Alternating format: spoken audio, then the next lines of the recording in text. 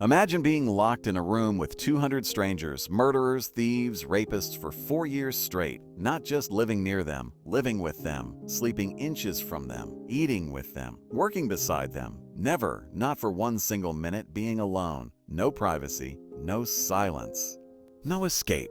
Now imagine you're different from everyone else in that room. You're educated, refined, a nobleman, and they hate you for it. They see you as a class enemy, an oppressor, someone who deserves whatever suffering comes your way.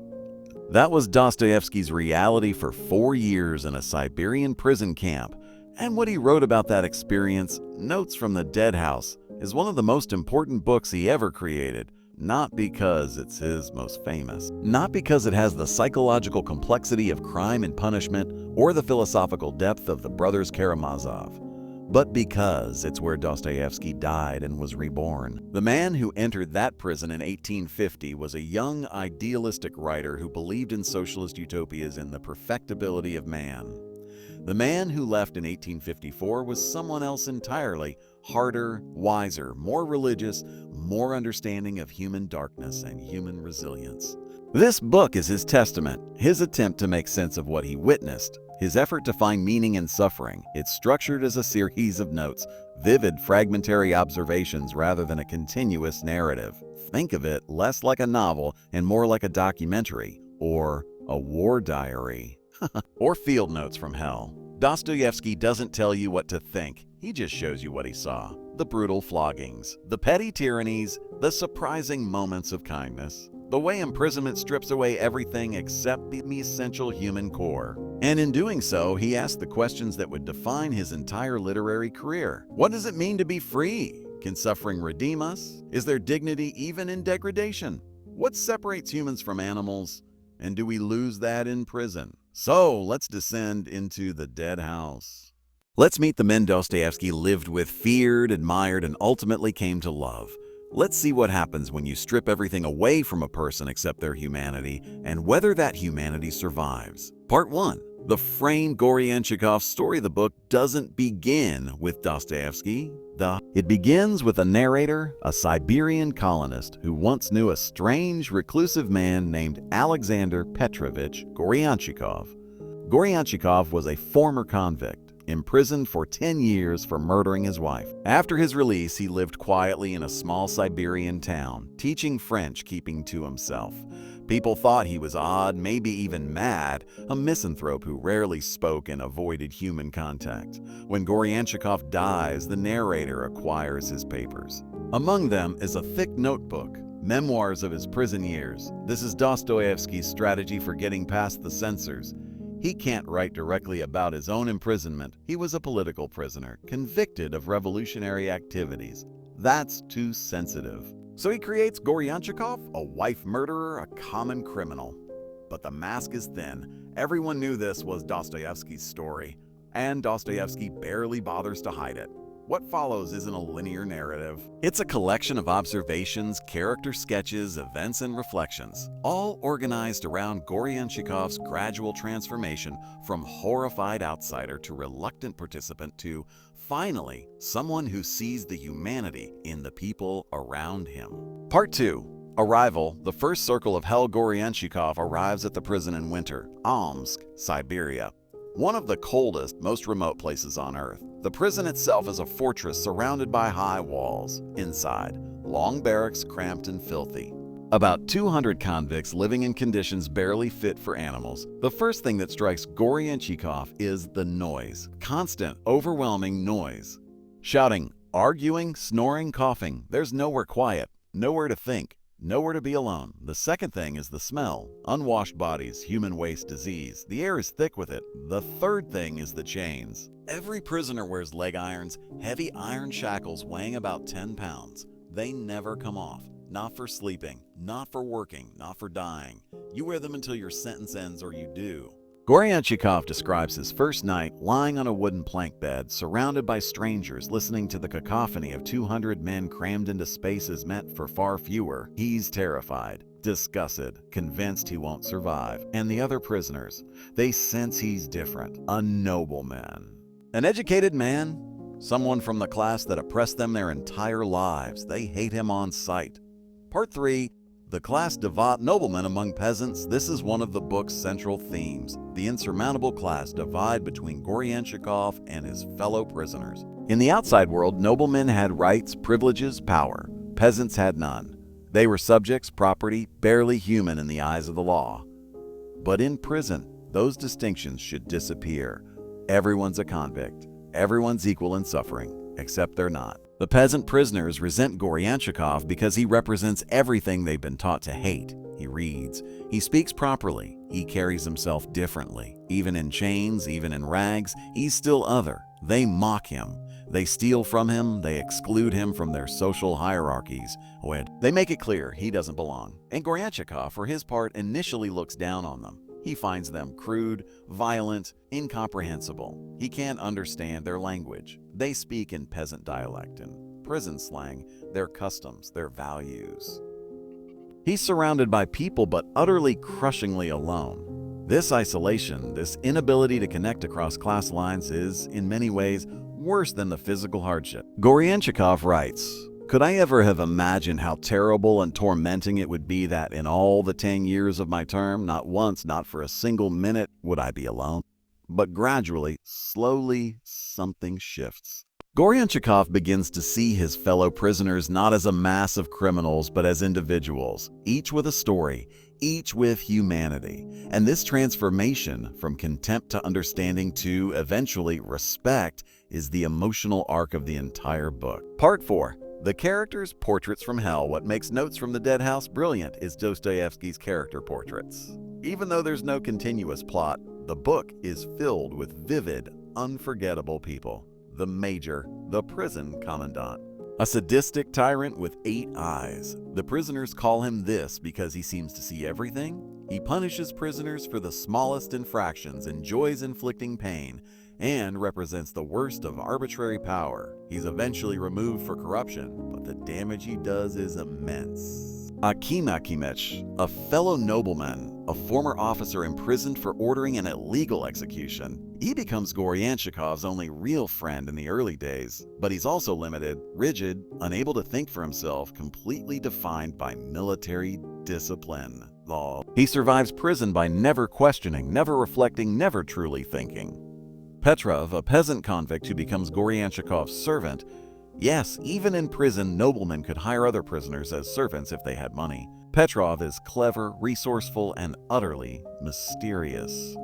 Goryanchikov never fully understands him. He seems friendly, even loyal, but there's something unknowable at his core. Gazin, a terrifying figure, huge, violent, possibly insane. When drunk prisoners smuggle in alcohol, he becomes a monster attacking anyone nearby. He's one of the few prisoners Goryanchikov genuinely fears. Orlov, the opposite of Gazin. There are no purely good or purely evil people, only humans struggling with their natures. Part 8, The Theater. Humanity Reclaimed. One of the most beautiful sections of the book describes the prison theater.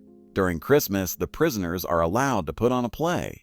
They build sets, make costumes, rehearse. And on the night of the performance, everyone, guards, officers, even townspeople, comes to watch. Goryanchikov is astonished by the transformation. These men, brutal, often illiterate, many of them murderers, become actors. They throw themselves into their roles with passion and creativity. They improvise, they joke, they perform with genuine talent.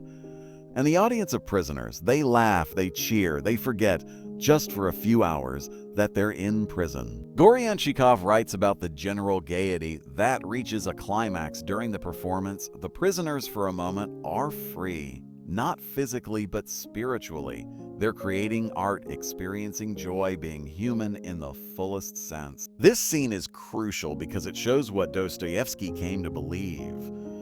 Humans have an irreducible need for beauty, for creativity, for transcendence. You can take away everything else, but you can't kill that. Part 9. Freedom and Punishment. Philosophical reflections throughout the book. Goryanchikov and Dostoevsky grapple with fundamental questions about freedom and punishment. What is freedom? Not just the absence of chains. Freedom is the ability to choose to act according to your own will. In prison, every moment is controlled. Every decision is made for you. That's what makes it unbearable. Not the hard labor, but the complete loss of agency. Does punishment reform criminals? Dostoevsky's answer is complicated.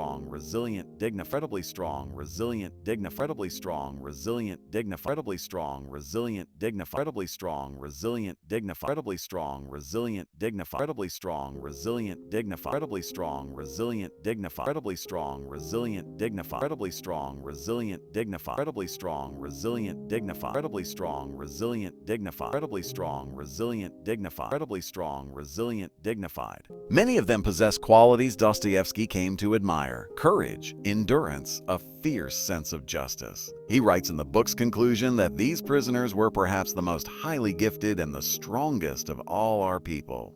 Their talents were wasted, their potential destroyed by an unjust system, but the potential was there. This realization transformed Dostoevsky's politics. He rejected Western socialism and embraced a kind of Russian nationalism rooted in Orthodox Christianity and faith in the Russian people. Whether you agree with that transformation or not, it was genuine. Prison broke Dostoevsky's old beliefs and forced him to rebuild his worldview from scratch. Part 11. Release, Resurrection. The book ends with Goryanchikov's release after 10 years. The night before, he walks around the prison one last time. He looks at the men sleeping, the familiar barracks, the chains he'll finally shed, and he feels strange. Not just joy at his impending freedom, but something like sadness. These men, this place, they've been his entire world for a decade. He's learned to survive here, found meaning here, undergone transformation here. The next day, his chains are struck off. He walks out of the prison gates. And Goryanchikov describes it as a resurrection. He's been dead, buried alive in the dead house, and now he's being reborn into life. But he's not the same person. The man who entered prison died there. The man who leaves is someone new. Dostoevsky ends the book with this image: freedom regained, life beginning again, but forever marked by the experience of suffering and survival. Part 12. Why IT Matters. The first great prison memoir. Notes from the Dead House is considered the first great prison memoir in world literature. Yes, there were accounts of imprisonment before Dostoevsky, but none with this psychological depth, this empathy, this philosophical complexity. Dostoevsky describes what prison is like. He explores what it means, what it does to the soul, how it reveals human nature at its most essential. Later writers, Solzhenitsyn, Primo Levi, others who survived concentration camps and gulags would follow in Dostoevsky's footsteps. But he was first. The book also profoundly influenced Dostoevsky's later work. So, the psychological insight, the moral complexity, the understanding of suffering as potentially transformative, all of this appears in Crime and Punishment, The Idiot, The Brothers Karamazov. Without Notes from the Dead House, those masterpieces wouldn't exist. This is where Dostoevsky learned to see humans as they truly are, not as ideological abstractions, but as flesh and blood people struggling with darkness and light. Closing, the dignity of suffering. So, what do we take from this book? What does Dostoevsky's journey into the dead house teach us? First, suffering can transform, but it doesn't automatically redeem. Prison didn't make Dostoevsky a better person simply by making him suffer. It transformed him because he reflected on that suffering, wrestled with it, tried to understand it. Suffering without reflection is just pain. Suffering with reflection can become wisdom. Second, humans are irreducibly complex. There are no purely good or purely evil people. The murderer can show kindness. The petty thief can be honest. The brutal peasant can create beauty. Dostoevsky learned not to judge people by simple categories: noble peasant, good evil, criminal innocent. He learned to see the full contradictory humanity in everyone. Third, freedom is more than the absence of chains. Real freedom is the ability to choose, to create meaning, to act with agency. You can be physically free but spiritually imprisoned. And you can be physically imprisoned but maintain spiritual freedom. Fourth, dignity survives even in degradation. This might be the book's most important message. Even in the worst conditions, even when treated as animals, humans cling to their dignity. They create, they joke, they help each other, they resist dehumanization. That spark, that irreducible humanity, can't be extinguished. Not by chains, not by labor, not by cruelty. And if dignity survives in a Siberian prison camp, then it can survive anywhere. Final thoughts. Notes from the Dead House isn't Dostoevsky's most famous. It's not as psychologically complex as Crime and Punishment or as philosophically rich as The Brothers Karamazov.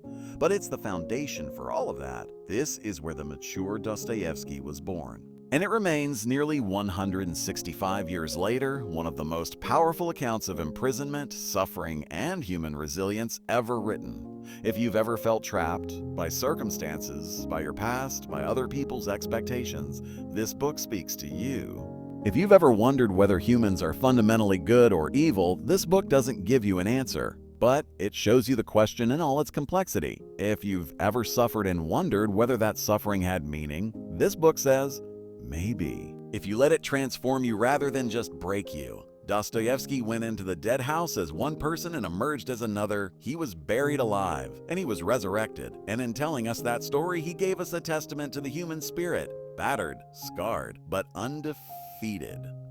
Thanks for descending into the Dead House with me. Until next time, remember, we're all stronger than we know. We're all more human than we fear. And we all carry the capacity for both darkness and light.